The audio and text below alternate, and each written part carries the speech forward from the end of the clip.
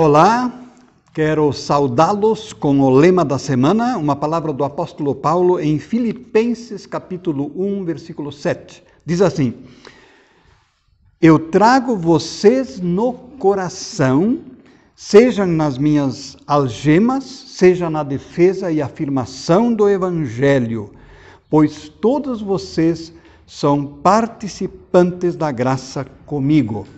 Olha que palavra!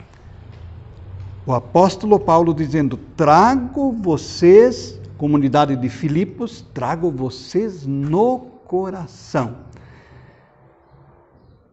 E por quê? Porque todos eles são participantes da graça com ele, a graça de Deus. São todos irmãos, todos uma família só, que vivem nesta comunhão com o Deus Santo.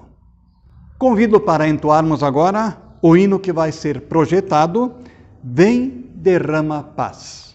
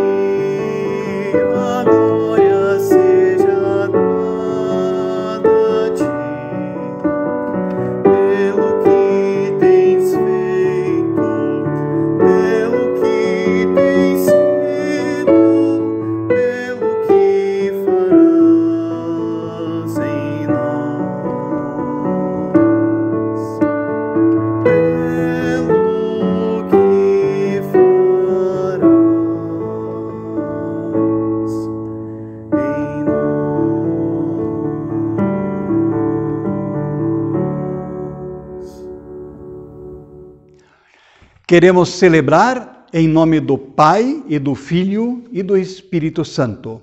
Ou seja, reunimos em nome dessas três pessoas que amam a você, que amam a mim, amam a nós todos. Três pessoas, um só Deus, como sempre chama a atenção, que se amam tanto, que tem uma comunhão tão grande e tem o mesmo propósito de reconciliar a humanidade com o Pai, que no final são um e o mesmo Deus. E é em nome desse Deus que reunimos, e sendo que Ele é um Deus santo, que não admite pecado, porque o pecado impede que tenhamos comunhão com Ele. Por isso eu quero convidar para confessarmos a nossa culpa, o nosso pecado. Oremos. Santo Deus, querido Pai Celeste, Tu tens vindo ao nosso encontro com um amor incomensurável, não dá para medir. Enquanto isso, nós somos egoístas e mesquinhos. Tu és pródigo, esbanjas amor. Nós ficamos no mínimo necessário. Tu, ó Senhor, deste tua vida por nós. Enquanto isso, nós queremos apenas aproveitar a nossa vida sem nos interessarmos pelo próximo. Por isso tudo pedimos. Perdoa-nos por Cristo Jesus. Amém. Tendo confessado o nosso pecado, ouçamos o que Deus tem a nos dizer, conforme a primeira carta de Pedro, capítulo 4, versículo 8. Acima de tudo, tenham muito amor de uns para com os outros, porque o amor cobre a multidão de pecados. E assim, tendo confessado o nosso pecado e não tendo mais nada para esconder ao Senhor, perdoados, purificados, queremos enaltecer a Deus, cantando glória a Deus nas alturas.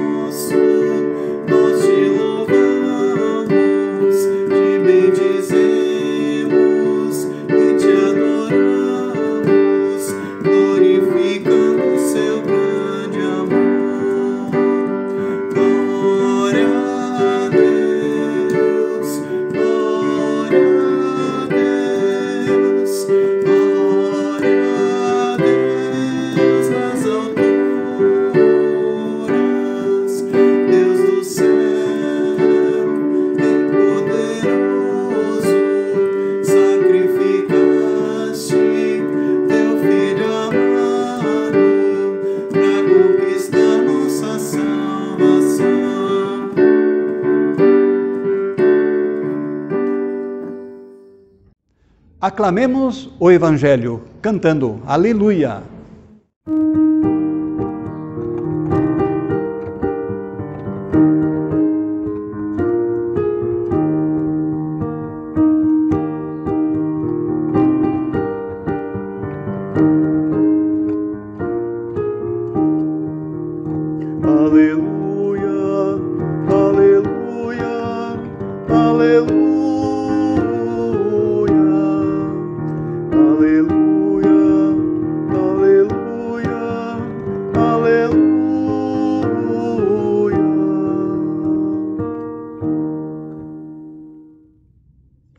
Leitura de João, capítulo 15, versículo 11 a 17.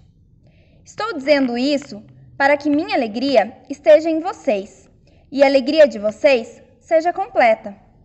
O meu mandamento é este: amem uns aos outros como eu amo vocês. O maior amor que alguém pode ter pelos seus amigos é dar a vida por eles. Vocês são meus amigos se fazem o que eu mando. Não chamo vocês de escravos, porque o escravo não sabe o que o seu dono faz, mas chamo de amigos, pois tenho dito a vocês tudo o que ouvi de meu Pai. Não foram vocês que me escolheram, pelo contrário, fui eu que escolhi para que vão e deem muito fruto, e que estes frutos não se estraguem.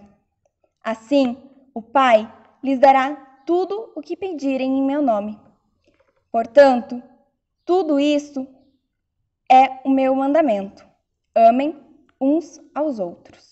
Até aqui a leitura. Quem traz a mensagem hoje é Pastor Martin. Ele já é conhecido da maioria de vocês, principalmente lá em Guarituba. E a gravação ele fez na sua casa porque ele é avô de uma neta de 10 anos, que está fazendo quimioterapia, portanto é uma criança de risco e ele também tem que se cuidar porque ele tem contato com ela. Então, desejo um abençoado tempo de ouvir a palavra de Deus. Vai ser muito interessante sobre o Salmo de número 133. Convido, antes disso, para entoarmos o hino que vai ser projetado.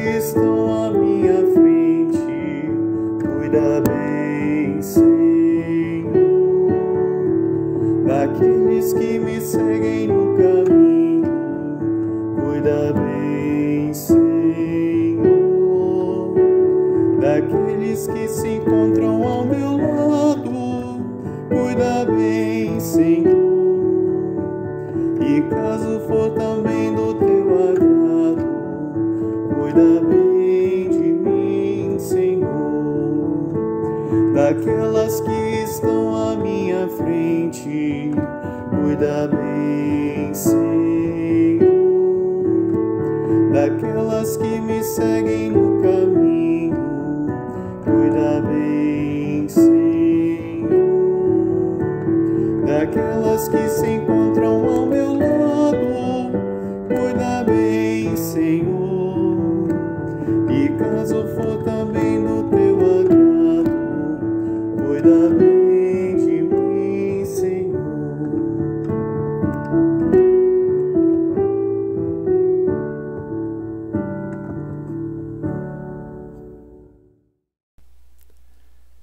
Caros amigos, meu nome é Martin Weingärtner. O pastor Egon me convidou para compartilhar com vocês uma palavra. E eu gostaria de iniciar com uma pergunta. Do que nós sentimos mais falta nesses meses de pandemia? Não é do fato de que não podemos nos reunir? De que não podemos abraçar familiares ou visitar amigos, quem sabe ver um conhecido ou um parente doente? Pois é uma experiência nova, singular. Nos últimos 100 anos, ninguém viveu algo parecido. E pelo jeito que as coisas vão andando, não vai terminar tão cedo. Pois já agora nós vemos países como Israel, França, Espanha, Inglaterra, tendo que enfrentar uma segunda onda de contaminações e tendo que implementar novamente restrições e proibições. Eu penso que isso nos desafia a pensar uma vez com profundidade sobre a importância da comunhão. E eu gostaria de fazer isso refletindo com vocês sobre o Salmo 133. Ele diz assim: como é bom e agradável quando os irmãos convivem em união. É como óleo precioso derramado sobre a cabeça, que desce pela barba, a barba de Arão, até a gola de suas vestes. É como o orvalho do Hermon, quando desce sobre os montes de Sião. Ali o Senhor concede a bênção da vida para sempre. O salmista começa com uma constatação: como é bom e agradável quando irmãos convivem em união. Certamente você lembra de alguma ocasião em que você experimentou um convívio bom e agradável. Por exemplo, um encontro de aniversário, uma festa com amigos ou colegas. Esses dias eu achei uma das fotos antigas tiradas no aniversário do meu avô, quando ele completou 80 anos. Nós tínhamos chego um dia antes, o vô estava na roça, nós subimos o morro e fomos ao encontro dele. Apesar do reumatismo, ele ainda estava capinando.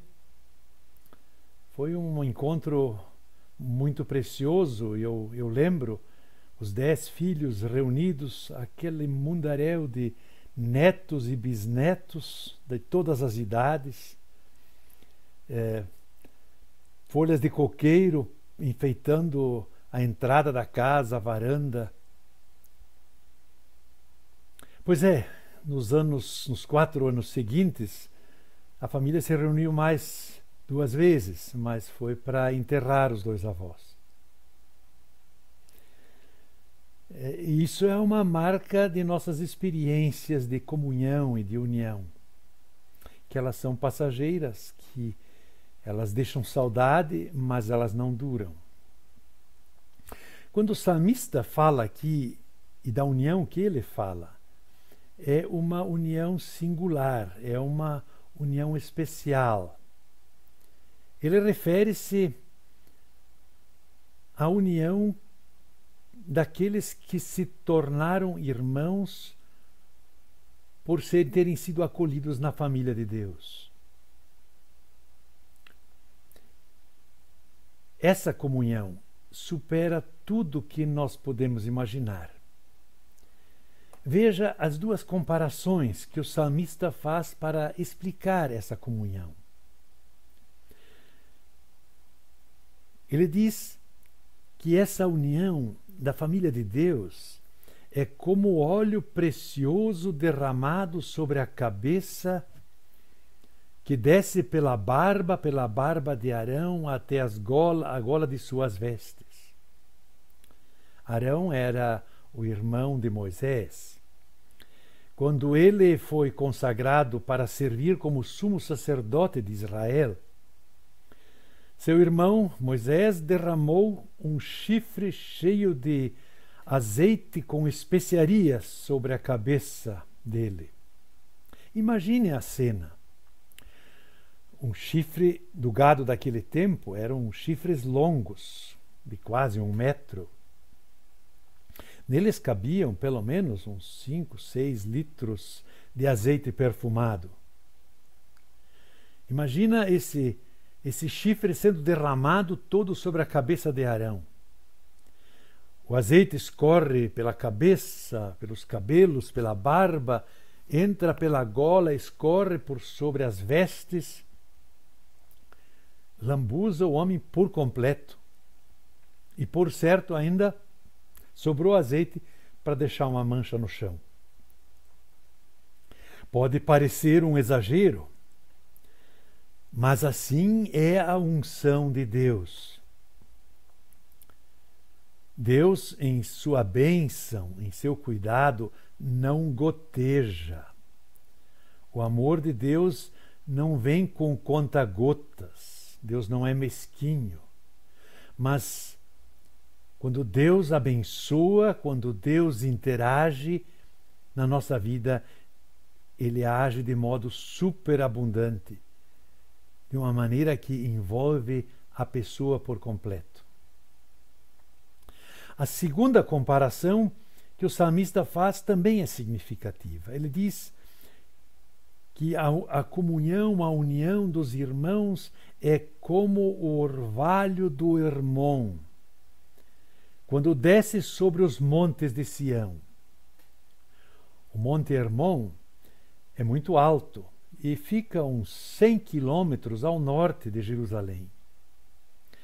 Na época das chuvas de inverno, seu pico, que tem quase 3.000 metros de altitude, fica coberto de neve.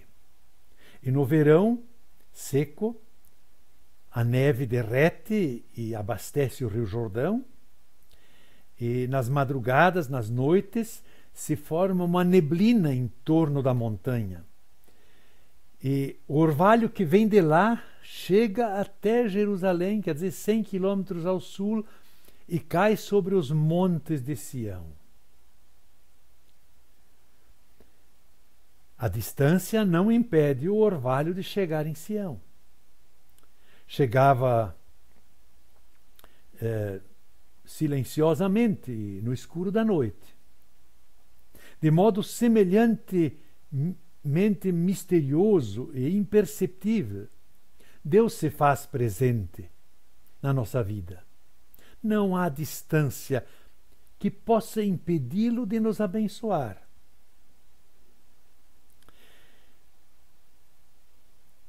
Depois dessas duas comparações, o salmista conclui: ali, na união dos irmãos, Deus concede a bênção da vida para sempre.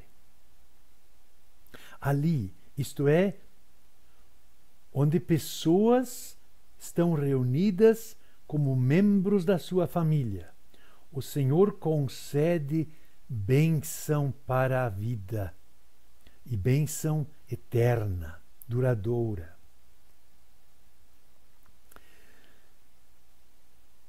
Quer dizer, assim como o óleo escorre abundantemente sobre Arão, e assim como o orvalho chega silencioso, imperceptível sobre os montes de Sião, assim a bênção de Deus nos alcança quando irmãos convivem em união.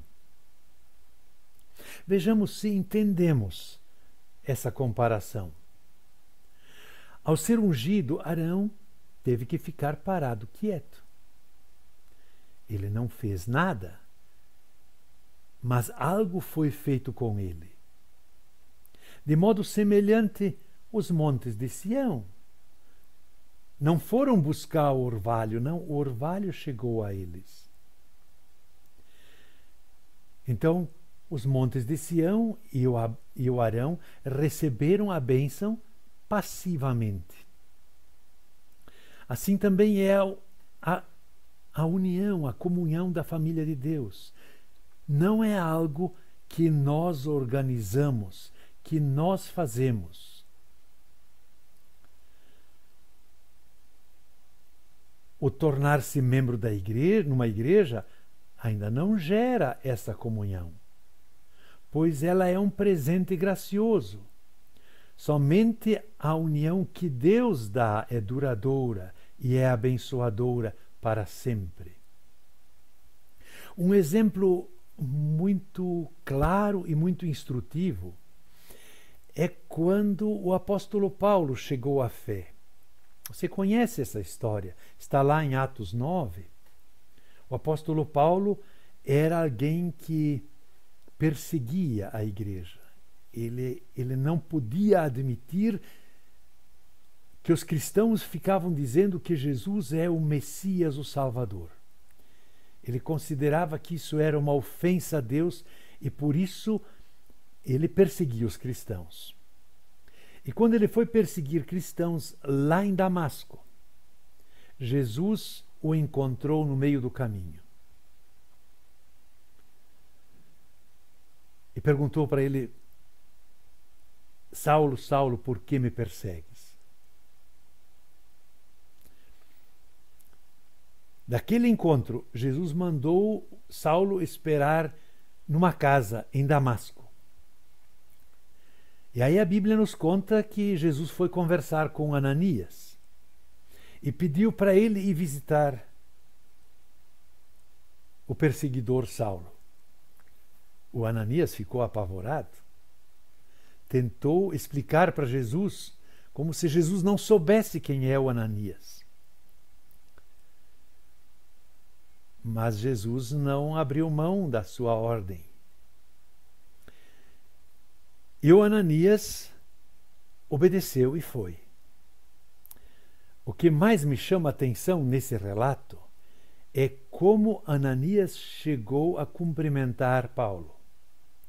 Ele chega naquela casa, pergunta se Saulo está lá, entra e diz assim: irmão Saulo.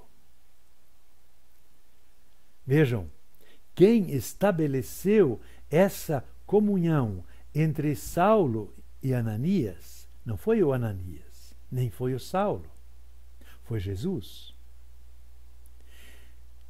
Ele encontrou Saulo e o acolheu na família de Deus. E Ananias já fazia parte da família de Deus e Jesus o enviou a encontrar Saulo.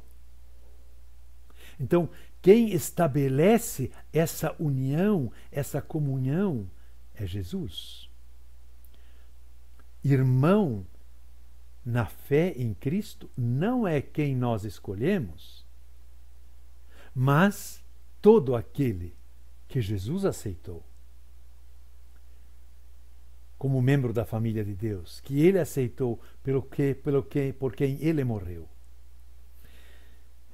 Isso está dito muito claramente no Evangelho de João, logo no primeiro capítulo, versículo 12 seguintes, onde ele diz assim: contudo, aos que o receberam, aos que receberam Jesus, aos que creram em seu nome, deu-lhes o direito de se tornarem filhos de Deus, os quais não nasceram por descendência natural, nem pela vontade da carne, nem pela vontade de algum homem, mas nasceram de Deus.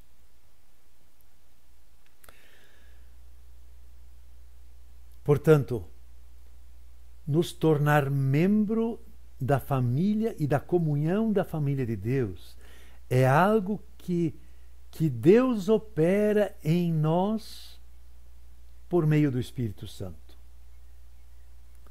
Um pouco mais adiante no Evangelho de João, Jesus explica para o estudado Nicodemos que era preciso nascer de novo.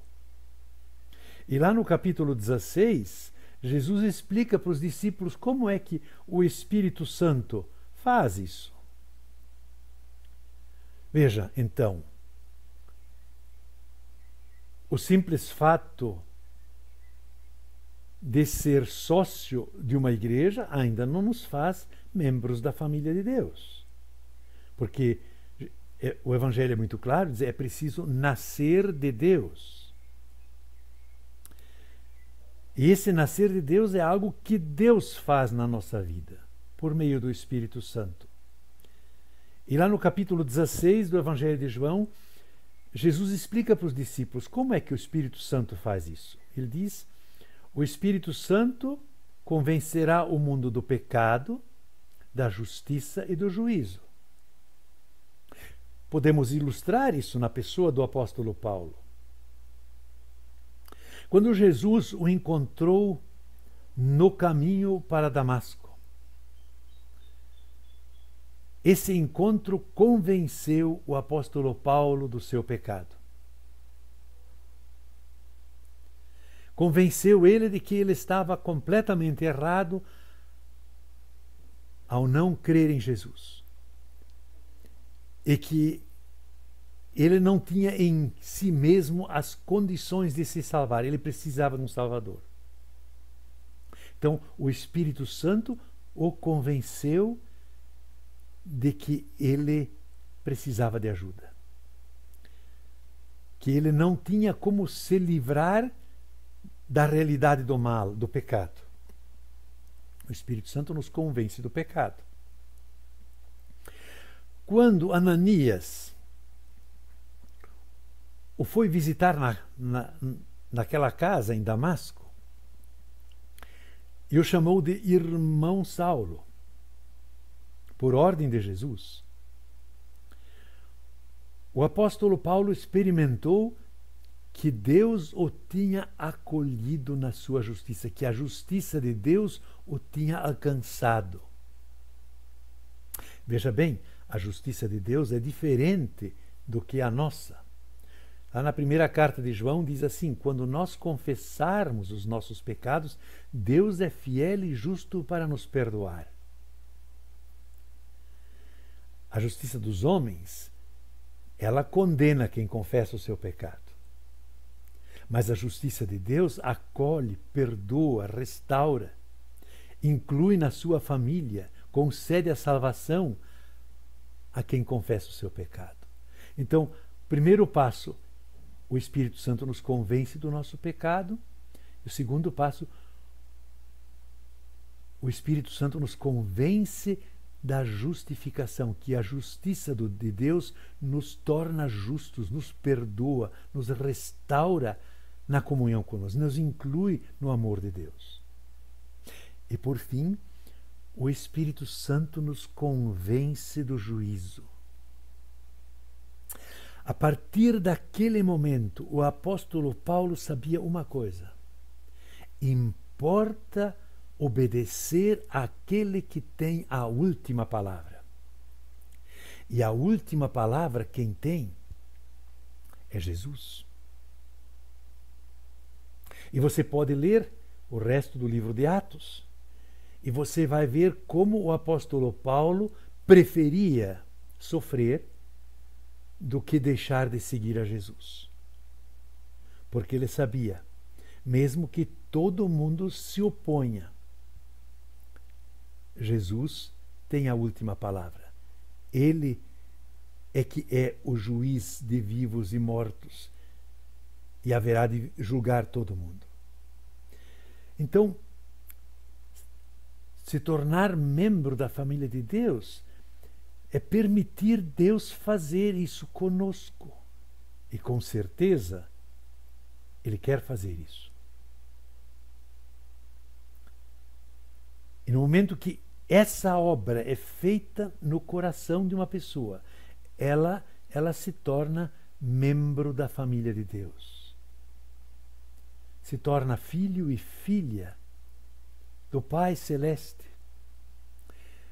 E aí todas as diferenças se vão.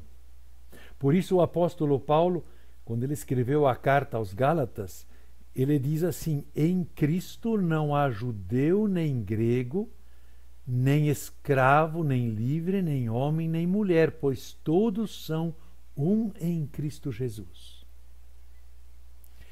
Então, por meio da fé em Jesus Cristo, Deus nos insere na família de Deus e estabelece uma comunhão que é maravilhosa.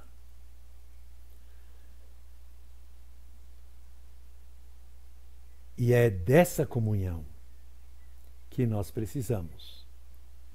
Ela não é impedida pelas restrições de uma pandemia. É verdade, nós temos um pouco mais de dificuldades nesse tempo. Mas nada impede que você pegue o telefone e converse com seus familiares, ligue para um amigo doente, faça contato com uma pessoa que você sabe que está morando sozinha. Porque quando duas pessoas conversam por telefone, isso não é impedimento para o nosso Senhor de estar presente dos dois lados do telefone. Eu hoje de manhã conversei por mais de hora com um amigo pelo computador. Uma conversa preciosa que já devíamos ter feito há muito tempo atrás. E eu tenho toda a certeza que também uma conversa assim, pelo WhatsApp ou por outra ferramenta, faz parte da vivência da comunhão dos filhos de Deus. Uma comunhão que tem promessa eterna. E eu desejo para você, caro amigo, que está assistindo a essa transmissão, que você possa experimentar esta união, que você possa perceber na sua vida como o Espírito Santo interfere e concede a unção, derrama sobre a sua vida de modo abundante a presença de Deus. E que você possa viver essa experiência na sua grande família, na família de Deus. Até que no dia final nós todos poderemos estar reunidos na presença do Senhor e celebrar a grande ceia que Jesus prometeu para aquele dia. Eu encerro com uma palavra de oração. Querido Senhor, eu te sou grato que tu estabeleces a comunhão duradoura de tua família. Porque nós sabemos que nós sabemos estragar as coisas, mas nós não conseguimos desfazer o mal. Por isso conceda, Senhor, que o teu Espírito Santo nos convença do nosso pecado, da tua justiça acolhedora e perdoadora, e de que tu nos chamas para obedecer a ti, tu que és o juiz que há de julgar todas as coisas, e que só tua opinião importa para a nossa vivência. Conceda-nos a tua paz e a tua graça também no dia de hoje. E conceda que nós tenhamos criatividade e ousadia em ser instrumentos da tua bênção, assim como Ananias o foi na vida do recém-convertido Saulo. Em nome de Jesus, amém.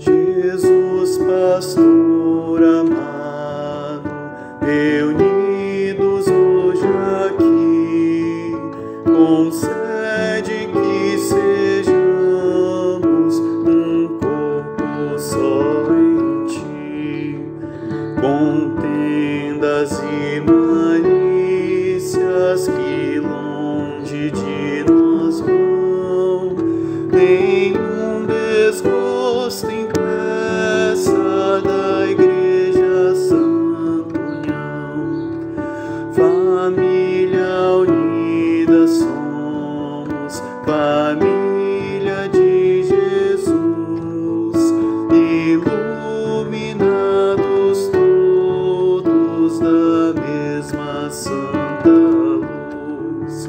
A mesma fé nos prende, um só divino amor, e com o mesmo gozo servimos ao Senhor.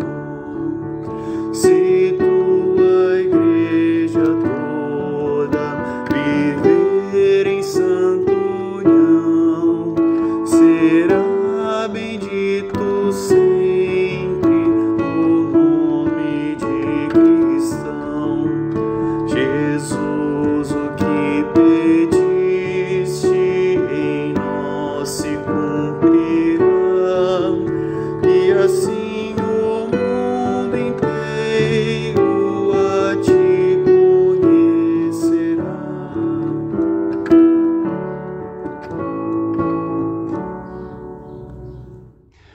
Rapidamente, ainda 2 avisos. Temos falado bastante da Vai e Vem. Que bênção para quem tem visto aí as lives.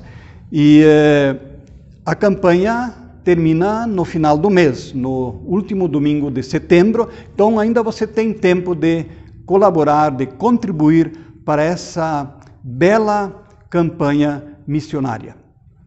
Outra coisa, as ofertas de hoje, o Sínodo vai destinar, como eu digo, sempre é para uma finalidade missionária. Deus abençoe dádivas e doadores.